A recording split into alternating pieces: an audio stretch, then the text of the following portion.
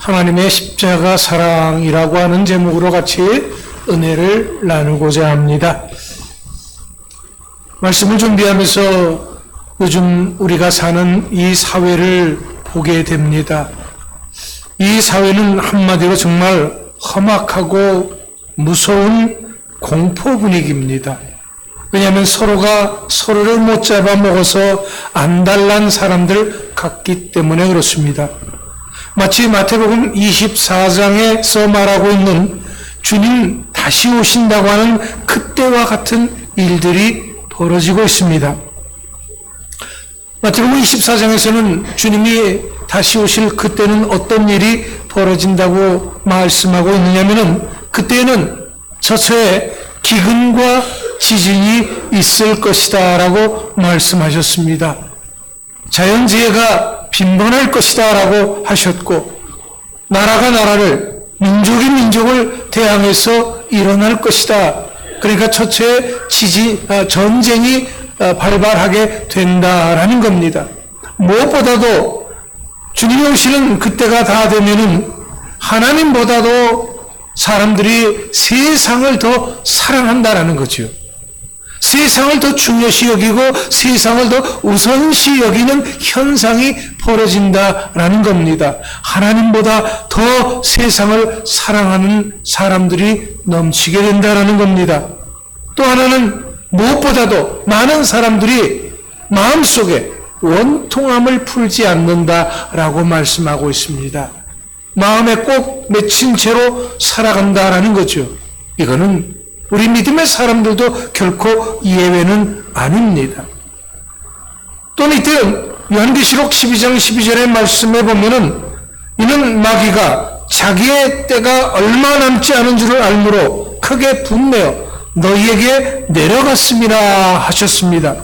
그러니까 지금 온 세상이 마귀 사탄의 광란에 놀아나고 있는 것입니다.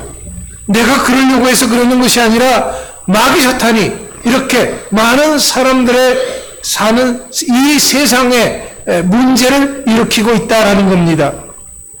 그렇기 때문에 마태복음 24장 24절에 보면은 이렇게도 말씀하십니다. 거짓 그리스도들과 거짓 선지자들이 일어나 큰 표적과 기사를 보여 할 수만 있으면 택하신 자들도 미혹하리라. 그렇습니다.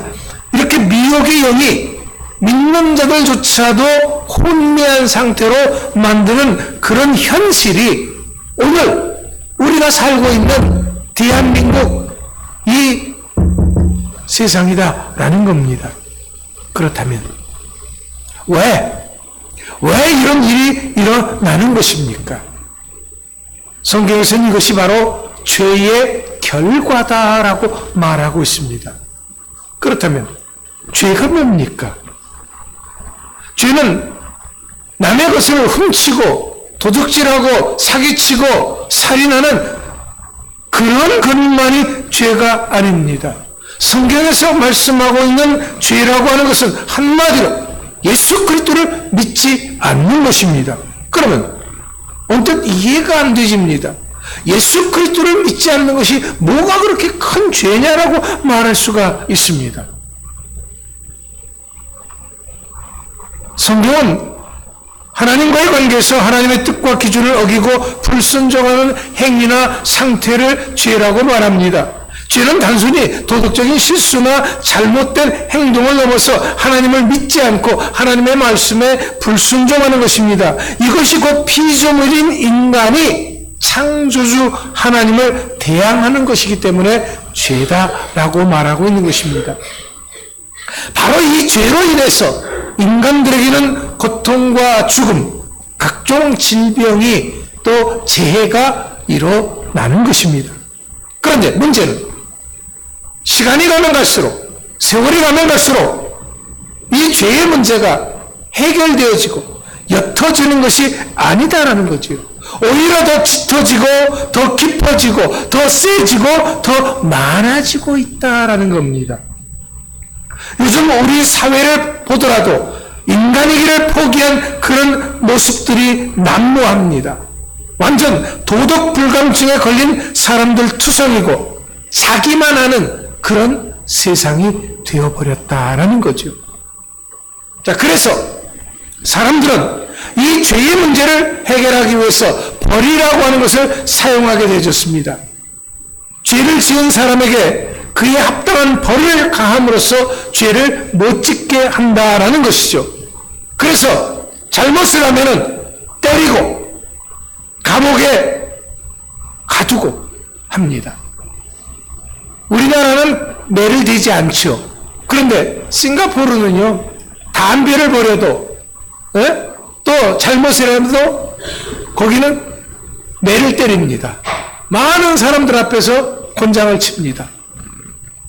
미국에 있는 젊은 청년이 담배를 버리다가 걸려가지고서는 매를 맞는 위기에 처해졌어요. 그러니까 미국이 대통령까지 나서서 그거를 하지 말라고 난리를 쳤었습니다. 근데 소용없어요. 싱가포르는 매를 때립니다. 잘못하는 사람들에게는 아주 본이 되라고 태형을 가합니다. 잘못을 하면은 사회와 격리시키고 굶기고 멀리 외딴 곳으로 유배를 보내기도 하고 심지어는 사형에 처하기도 합니다. 그런데 문제는 그렇게 할지라도 인간의 죄는 결코 멈출 수가 없다라는 겁니다. 물론 우리 하나님도 죄를 지은 인간들을 향해서 벌을 주셨습니다. 하나님이 심혈을 기울여서 만드시고 축복하신 첫 사람 아담과 하와가 하나님의 말씀을 듣지 않았습니다. 제멋대로 행동했던 것입니다. 먹지 말라고 한 선악과를 먹는 죄를 범하였습니다. 그래서 하나님께서는 그들을 에덴 동산에서 쫓아내는 벌을 준 것입니다. 이때부터 그 죄의 결과로 고통과 죽음이 인간을 지배하게 된 것입니다. 그런데도 인간은 멈추지 않고 계속해서 죄를 짓습니다. 그래서 하나님께서는 이제는 그들이 사용하는 언어를 갈라지게 함으로써 사람과 사람 사이에 의사소통이 안 되어지게 만드는 심판을 하셨습니다. 그것이 바로 바벨탑 사건입니다. 하지만 여기서도 죄는 멈출 수가 없었습니다. 그래서 하나님은 마침내 이런 사람들을 향해서 극약 처방을 내리셨습니다. 여기서 말하는 극약 처방이라고 하는 표현은 문자 그대로의 의미로는 어떤 병이나 상처를 치료하기 위해서 매우 강력하고 위험할 수 있는 약을 사용하는 것을 뜻합니다. 그러나 비유적으로는 어떤 문제나 상황을 해결하기 위해서 매우 강력하고 과감한 조치를 취하는 것을 의미하는 것입니다. 그렇다면 이런 죄를 지은 사람들을 향한 하나님의 극약 처방이 무엇입니까? 그것은 바로 물로 그들을 심판하는 것이었습니다. 이것이 바로 노아 홍수 사건입니다. 하지만 그럼에도 불구하고 죄는 결코 없어지지 않았습니다. 마치 잡초와 같이 죄는 계속해서 자라났습니다. 하나님은 이런 인간 스스로가 죄 문제를 해결하기 위해서 허락하신 방법이 있었습니다. 그것이 바로 제사를 지내는 것입니다. 그것도 자신의 죄를 대신해서 죽어줄 동물을 제물로 삼아서 제사를 지내도록 한 것입니다. 하나님께서는 이런 제사 제도를 통해서라도 어떻게 하든지 우리들의 죄를 용서하시기를 원하셨던 것입니다. 그래서 피 흘림이 없은 적 사함이 없다고 말씀하셨던 것입니다. 하지만 그럼에도 불구하고 우리들의 죄 문제는 여전히 이 세상에서 없어지지 않았습니다.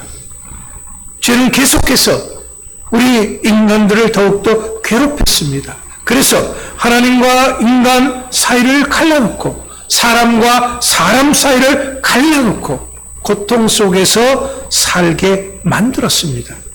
하나님은 이사야 59장 2절 4절에서 이렇게 말씀하셨습니다.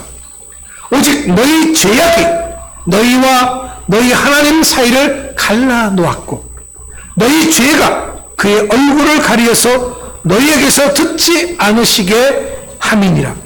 이는 너희 손이 피해 너희 손가락이 죄악에 더럽혀졌으며 너희 입술은 거짓을 말하며 너희 혀는 악독을 내비라. 공의대로 소송하는 자도 없고 진실하게 판결하는 자도 없으며 허망한 것을 의뢰하며 거짓을 말하며 악행을 잉태하여 죄악을 낳으며. 네, 이렇게 죄로 말미암아 하나님과 사람 사이가 갈라졌다라는 것이죠. 계속해서 죄는 양산되고 있습니다. 이로 인해서 사람들은 죄악 속에서 살 수밖에 없게 된 것입니다. 그렇다면 이제 분명한 것은 제도나 어떤 법을 가지고서는 인간의 죄 문제를 해결할 수 없다라는 것입니다. 그럼 어떻게 해야 됩니까? 도대체 어떻게 해야 이 죄 문제를 해결할 수 있습니까? 정말 안타까운 것은 죄를 지은 인간이 죄 문제를 스스로 해결할 수 없다라는 것입니다. 죄는 인간의 선행으로 해결되어지는 것이 아닙니다. 종교나 철학과 사상으로도 해결되어지는 것이 아닙니다. 결국에는 인간은 이 죄의 문제를 해결할 방법이 전혀 없다라고 하는 결론에 이르게 됩니다. 그래서 이런 죄 문제를 해결하기 위해서 이제 하나님이 직접 나섰습니다. 하나님이 죄 문제 해결을 위한 최후의 수단을 간구하신 것입니다. 그것이 바로 하나님의 독생자 예수 그리스도를 우리에게 주시는 것입니다. 요한복음 3장 16절 말씀 우리가 잘 아는 것이죠. 우리 같이 한번 떠올려 봅시다. 시작.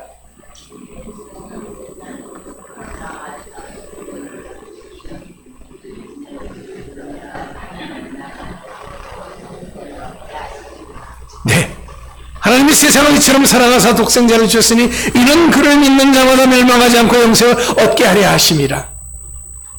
죄는 제도나 선물로서 해결되지 않기 때문에 하나님께서 최후의 수단으로 하나님의 사랑하는 독생자 예수 그리스도를 직접 이 땅에 보내신 것입니다. 하나님의 독생자 예수 그리스도가 우리들의 모든 죄를 대신 짊어지고 십자가에서 죽게 하신 것입니다. 예수 그리스도가 속죄의 어린 양이 된 것입니다. 죄를 지은 나를 대신해서 예수님이 그 모든 죄값을 단번에 치러 주신 것입니다. 이렇게 하나님은 최후의 수단인 십자가 사랑으로 우리들의 죄 문제를 해결해 주셨습니다. 이 사실을 오늘 본문 요한일서 4장 9절로부터 10절에서 우리가 읽은 그대로입니다. 하나님의 사랑이 우리에게 이렇게 나타난 바 되었으니 하나님이 자기의 독생자를 세상에 보내심은 그로 말미암아 우리를 살리려 하심이라. 사랑은 여기 있으니 우리가 하나님을 사랑하는 것이 아니고 하나님이 우리를 사랑하사 우리 죄를 속하기 위하여 화목제물로 그 아들을 보내셨습니다. 그렇습니다. 죄는 인간의 그 어떤 노력으로도 해결되지 않습니다. 만약 그럴 수만 있었다면은 벌써 이 세상은 너무너무 살기 좋은 낙원이 되었을 것입니다. 하나님이 자기의 독생자 예수 그리스도를 십자가에 처형한 최후의 수단을 쓰지 않으셔도 됐을 것입니다. 하지만 그렇게 되지 않았기 때문에 오늘처럼 이렇게 우리 모두가 고통당하고 있는 것입니다. 죄는 인간의 그 어떤 제도나 방법이 아닌 오직 하나님의 사랑으로서 해결해야 하는 것입니다. 그래서 베드로전서 4장 8절 말씀에서 사랑은 허다한 죄를 덮느니라 라고 말씀하신 것입니다. 죄를 이길 수 있는 길은 오직 하나님의 십자가 사랑인 것입니다.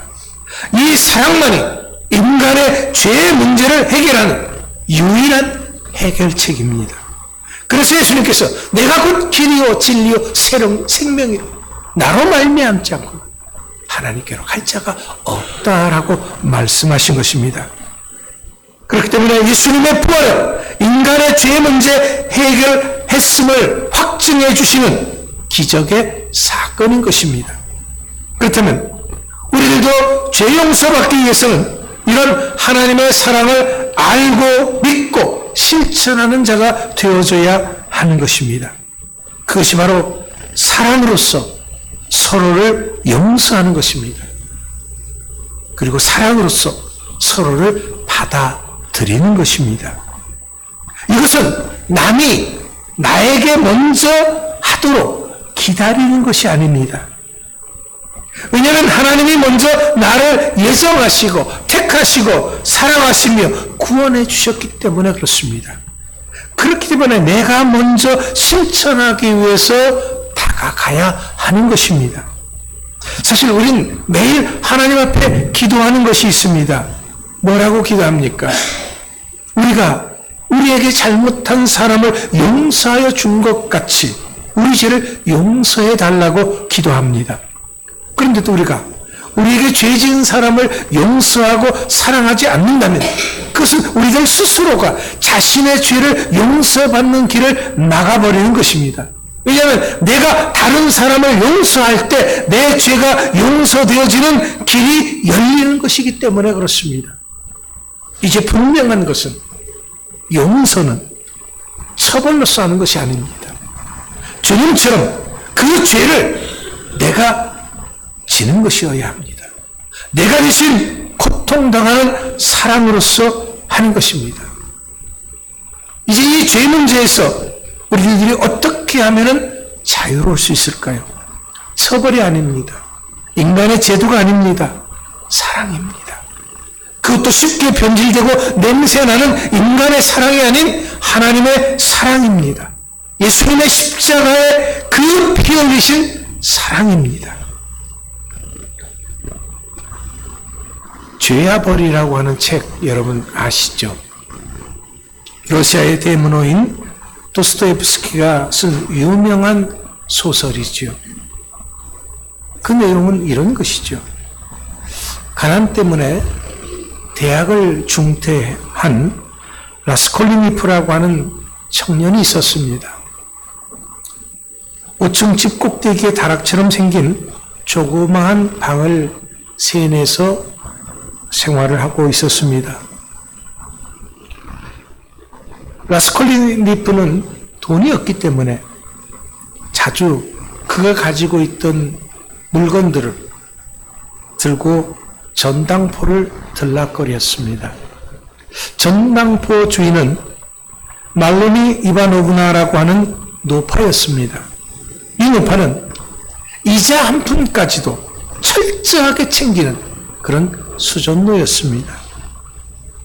이 양심을 품은 라스콜리니프는 이 노파를 죽이기로 작정을 합니다. 왜냐하면 자신은 가치 있는 인간이고 저 노파는 사회에 해악만 끼치는 쓰레기라고 생각을 했기 때문입니다. 마침내 라스콜리니프는 이 노파를 죽이게 됩니다. 그런데 죽이면 마음이 편안해야 될 텐데 죄의식에 사로잡혀서 그는 괴로워하는 밤을 보내기 시작을 합니다. 마음속에서 계속 이런 얘기가 들립니다. 너는 무엇 때문에 그런 비열하고 더럽고 선한 짓을 저질렀느냐? 그 음성이 그 머릿속을 떠나지 않습니다. 사실 그는 몇 번 자수하려고 했었습니다. 하지만 이런저런 이유로 자수를 못했습니다. 그러던 중 선술집에서 몸파는 소냐라고 하는 소녀를 알게 됩니다. 이 소녀의 설득으로 결국 자수를 하게 되고 그래서 그는 재판을 받고 칼로 8년형을 선고받게 됩니다. 그래서 시베리아로 유형을 떠나게 됩니다. 물론 소냐도 시베리아로 같이 따라갑니다. 라스콜리노프는 소냐가 쥐어준 십자가를 손에 쥐고 깨닫습니다. 인간은 누구나 절대의 가치를 지니고 있다. 살인은 절대 용납되지 않는다라고 말입니다. 그렇습니다. 십자가는 사랑입니다. 우리를 향한 하나님의 사랑입니다. 우리는 이런 하나님의 십자가의 사랑을 믿습니다. 그래서 이 십자가의 사랑으로 우리가 죄 용서받고 새로워진 것입니다. 그렇기 때문에 이제부터는 베드로전서 4장 8절 말씀과 같이 무엇보다도 뜨겁게 사랑해야 합니다. 왜냐하면 사랑은 허다한 죄를 덮는 것이기 때문에 그렇습니다. 누가 먼저 하기를 기다리는 것이 아니라 내가 먼저 해야 하는 것입니다. 이것이 바로 예수님의 십자가 사랑을 받은 우리가 해야 하는 사랑인 것입니다. 이젠 이 사랑으로 날마다 승리하는 복된 삶을 사는 모두가 될 수 있기를 축원합니다. 기도하겠습니다. 하나님 감사합니다.